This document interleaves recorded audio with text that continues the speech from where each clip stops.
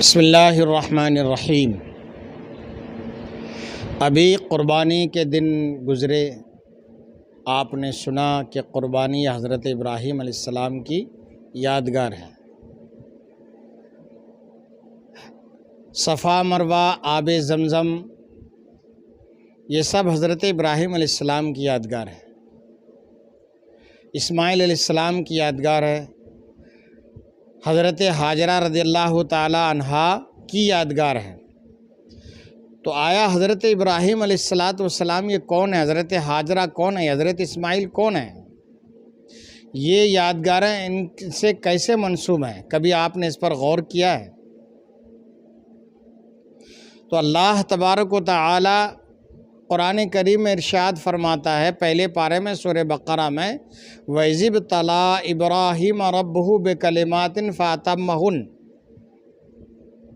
یاد کرو اس وقت کو جب کہ ابراہیم کا امتحان لیا اس کے رب نے، فَأَتَمَّهُنَّ، تو حضرت ابراہیم نے اس امتحان کو پورا کر دکھایا۔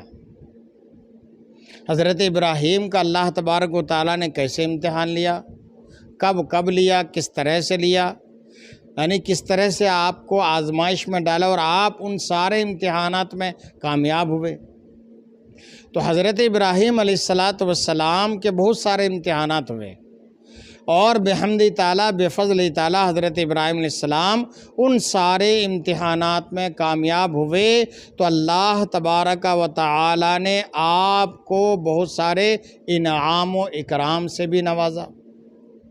حضرت ابراہیم علیہ السلام عراق میں ایک جگہ ہے بابل نام کی، وہاں پر آپ کی ولادت مبارک ہوتی ہے۔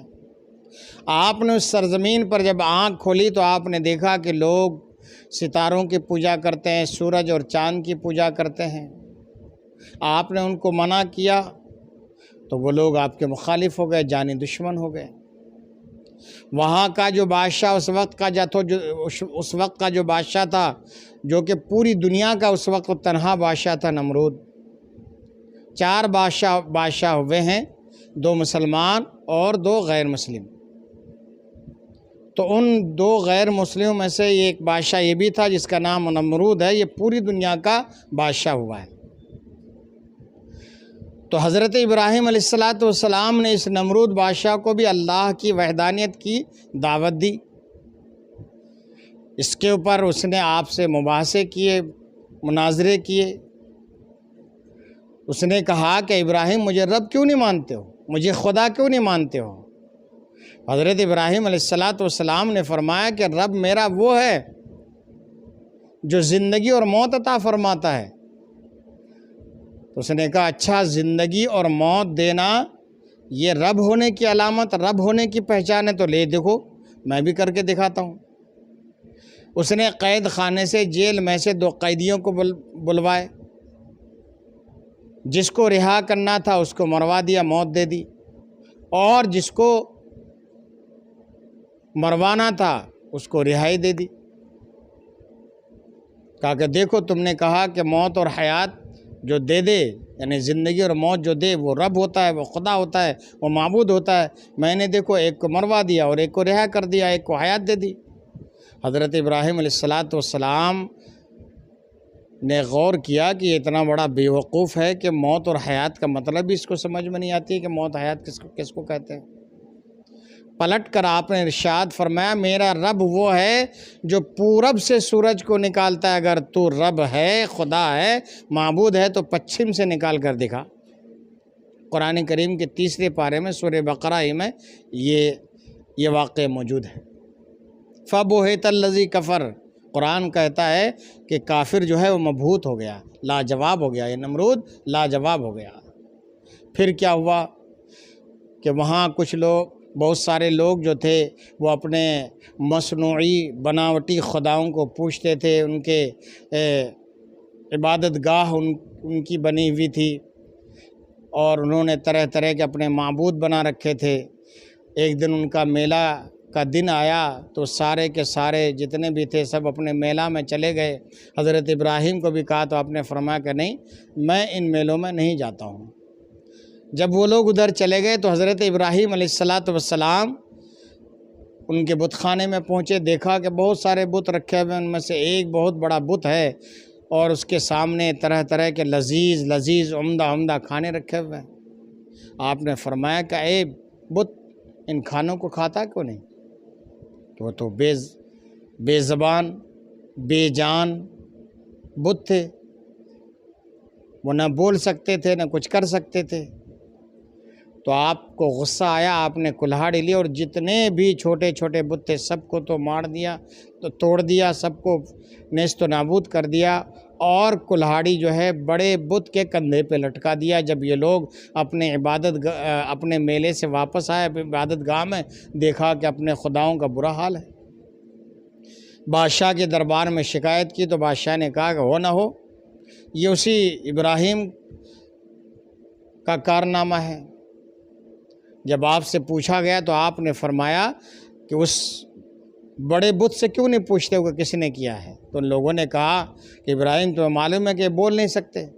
تو آپ نے فرمایا جو بول نہیں سکتے، جو نفع نہیں دے سکتے، جو نقصان نہیں پہنچا سکتے، تو ایسوں کی تم عبادت کیوں کرتے ہو؟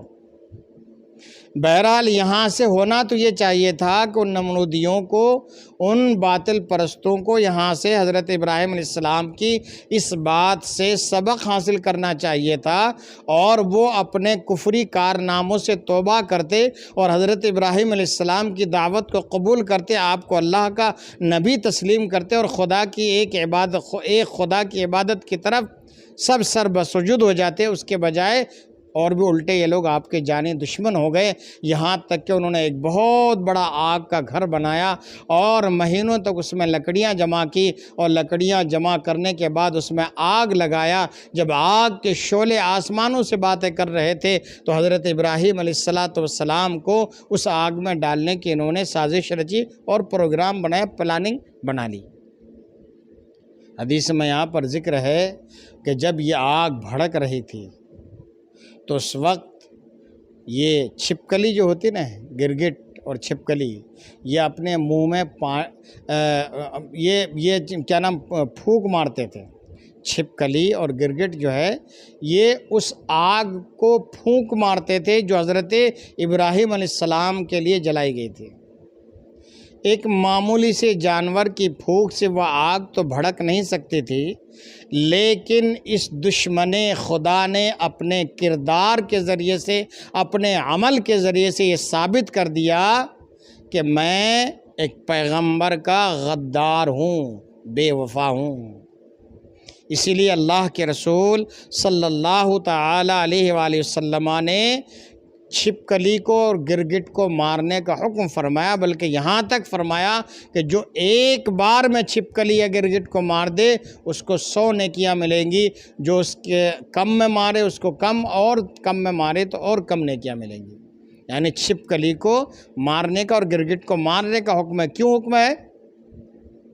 کہ اس نے اپنے عمل کے ذریعے سے ایک پیغمبر اور اللہ کے نبی کی شان میں گستاخی کی ہے، جبکہ اللہ کے رسول کا فرمان ہے کہ بے زبان اور بے قصور جانوروں کو نہیں مارنا چاہیے، لیکن چھپکلی اور گرگٹ کے بارے میں کہ ان کو مارو، ان دونوں کو مارو، کیونکہ یہ بے وفا ہیں، غدار ہیں، نبی کی شان میں گستاخی کرنے والے ہیں۔ اور مینڈک کے بارے میں آتا ہے کہ مینڈک اپنے منہ میں پانی لے کر آتا تھا، اور وہ آگ جو حضرت ابراہیم علیہ السلام کے لیے جلائی گئی تھی اس میں ڈالا کرتا تھا۔ آپ دانشمند ہیں، آپ جانتے ہیں، عقل مند ہیں کہ ایک مینڈک کتنا جانور ہوتا ہے، کتنا چھوٹا سا جانور ہوتا ہے، اور اس کے منہ میں کتنا پانی آئے گا، لیکن اس نے اپنے عمل کے ذریعے سے ظاہر کر دیا کہ میں ایک نبی کا وفادار ہوں، میں ایک پیغمبر کا وفادار ہوں۔ اس لیے اللہ کے رسول صلی اللہ تعالیٰ علیہ وسلم نے مینڈک کو مارنے سے منع فرمایا ہے۔ بہرحال جب یہ آگ پوری طرح سے بھڑک گئی تو حضرت ابراہیم علیہ السلام کو منجنیق، ایک پتھر پھینکنے کی مشین ہوتی ہے، اس میں بٹھا کر حضرت ابراہیم علیہ السلام کو آگ میں ڈالنے کی انہوں نے تیاری کر لی۔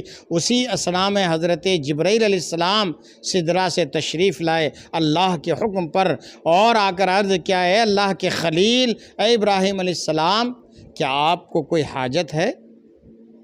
حضرت ابراہیم علیہ السلام نے پرسکون لہجے میں فرمایا ہاں حاجت تو ہے لیکن آپ سے نہیں ہے۔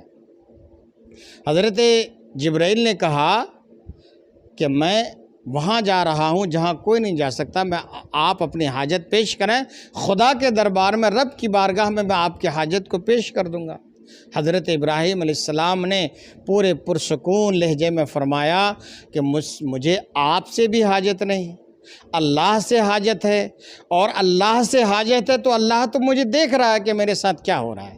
اگر اس کی مشیت یہ ہے کہ میں اس آگ سے بچ جاؤں تو وہ دیکھ رہا ہے، مجھے بچا لے گا، اور اگر اس کی مشیت اس میں ہے کہ میں اس آگ میں جا کر خاک ہو جاؤں، جل جاؤں، تو اس کی مرضی پر میں بھی راضی ہوں۔ اللہ تبارک و تعالی نے ارشاد فرمایا، وہ آگ جو بھڑک رہی تھی، جب نمرودیوں نے آپ کو اس آگ میں ڈال دیا تو آپ کی اس آگ میں جاتے ہی اللہ تبارک و تعالیٰ کا ارشاد پاک ہوا، یا نار کونی بردًا و سلامً علی ابراہیم، اے آگ ٹھنڈی اور سلامتی والی بن جا حضرت ابراہیم پر۔ رب کا فرمانا تھا، وہ آگ جو مہینوں سے جلائی گئی تھی، جس کے شعلے آسمانوں سے باتیں کر رہے تھے، پرندے بھی وہاں گزر نہیں پاتے تھے، دور ادھر ادھر ہو کر پرندے جاتے تھے، اس آگ میں جب حضرت ابراہیم کو ڈالا گیا اور رب کا یہ فرمان ہوا تو پوری آگ گلے گلزار بن گئی، چمن بن گیا وہاں پر۔ انہوں نے نمرودیوں نے تو یہ سوچا کہ ابراہیم جل کر خاک ہو گئے، نعوذ باللہ، لیکن نہیں، اللہ نے آپ کو بچا لیا۔ اس لیے کہا ہے نا، فانوس بن کے جس کی حفاظت ہوا کرے، وہ شمع کیا بجھے جسے روشن خدا کرے۔ اور آپ نے علامہ اقبال کا یہ شعر سنا ہوگا، آج بھی ہو جو ابراہیم سا ایماں پیدا، آگ کر سکتی ہے اندازے گلستاں پیدا۔ یہ اسی موقع پر کہا ہے، اسی واقعے کی مناسبت سے کہا ہے۔ یعنی مطلب اس شعر کا یہ ہے کہ اگر ہمارے اندر ابراہیم علیہ السلام کو وہ ایمان، وہ یقین پیدا ہو جائے، اتنی بڑی آگ جلائی گئی تھی، حضرت ابراہیم علیہ السلام کا اتنا یقین پختہ تھا کہ رب کو بچانا ہے تو یہ آگ میرا ایک بال بھی نہیں جلا سکتی ہے۔ یہی ہوا کہ آپ اس آگ میں پہنچے، رب کا فرمان ہوا اور آگ سرد ہو گئی، ٹھنڈی ہو گئی، آپ کو جلا نہ سکی۔ یہ آپ کا ایک ان امتحانوں میں سے ایک امتحان یہ بھی تھا جس کا ذکر اللہ نے فرمایا ہے، وَإِذِ ابْتَلَىٰ إِبْرَاهِيمَ رَبُّهُ بِكَلِمَاتٍ فَأَتَمَّهُنَّ۔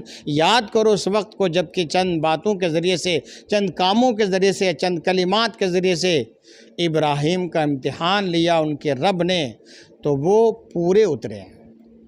اور بھی جو امتحانات تھے، اور بھی آگے بہت سارے امتحانات ہیں، ان امتحانات میں سے، ان آزمائشوں میں سے ایک آزمائش یہ بھی تھی کہ جب آپ کو آگ میں ڈالا جا رہا تھا تو آپ نے چیخ و پکار نہیں کی، واویلا نہیں کیا، شور نہیں مچایا، رب سے شکایت نہیں کی کہ مولا مجھے کیوں ڈالا جا رہا ہے۔ آپ پرسکون رہے، رب کی مشیت پر، رب کی رضا پر راضی رہے۔ رب کی قدرت کو دیکھنا تھا کہ میرا خلیل کتنا صابر و شاکر ہے، اور میری مشیت پر کتنا وہ بھروسہ کرتا ہے۔ اللہ تعالیٰ نے امتحان لیا تھا، آپ کی آزمائش کی تھی، آپ اس امتحان میں، اس آزمائش میں پورے اترے تو اللہ نے فرمایا، آگ تجھے جلانا نہیں ہے میرے خلیل کو، وہ آگ جلا نہ سکی۔ تو آج بھی ہو جو ابراہیم سا ایماں پیدا، آگ کر سکتی ہے اندازے گلستاں پیدا۔ آپ اور ہم بھی ابراہیم جیسا یقین پیدا کر لیں اپنے اندر، ایمان کے اندر پختگی پیدا کر لیں، انشاءاللہ یہ دنیا کی آگ کیا، آخرت کی آگ بھی ہمیں نہیں جلا سکے گی۔ اپنے پیارے آقا علیہ السلام کے صدقے طفیل میں ہم ان کا دامن مضبوطی سے تھام لیں، اپنے ایمان کو پختہ کر لیں۔ مطلب یہ کہ حضرت ابراہیم علیہ السلام کا اللہ تعالیٰ نے حضرت ابراہیم کے بہت سارے امتحان لیا رب نے، ان امتحانوں میں آپ کامیاب ہوئے۔ ان امتحانوں میں سے ایک امتحان یہ بھی تھا، اور بھی بہت سارے امتحانات ہیں، انشاءاللہ میں آپ کے سامنے عرض کروں گا، آپ دلچسپی سے ان واقعات کو سنیں۔ یہ کوئی اخباری کہانی نہیں ہے، یہ دنیاوی کہانی نہیں ہے، بلکہ یہ قرآن و حدیث والی کہانی ہے، قرآن و حدیث والے واقعات ہیں جن سے ایمان پختہ ہوتا ہے۔ آپ بھی سنیں، اپنے بھائیوں کو بھی سنائیں، اپنی ماں بہنوں کو بھی سنائیں کہ ان کا بھی ایمان پختہ ہو۔ اور حضرت ابراہیم علیہ السلام کو کیوں اتنا ستایا گیا، آپ ان امتحانوں میں، ان آزمائشوں میں کیسے بچے رہے اور آپ ان امتحانوں میں کیسے کامیاب ہوئے، تو ان واقعات کو سننے کے لیے میرے اس چینل عبداللہ نعیمی آفیشیل چینل کو آپ اگر نئے ہیں تو سبسکرائب بھی کر لیں اور اس چینل کو فالو بھی کریں، اور اس واقعے کو جو کہ قرآن اور حدیث کا واقعہ ہے، آپ اس کو لائک بھی کریں، دوسرے بھائی تک، دوسرے اپنے یار دوستوں تک آپ وہ بھی شیئر بھی کریں، تاکہ یہ قرآنی واقعات ان تک بھی آسانی کے ساتھ پہنچ جائیں۔ امید ہے کہ آپ میری اس گزارش پر عمل کریں گے۔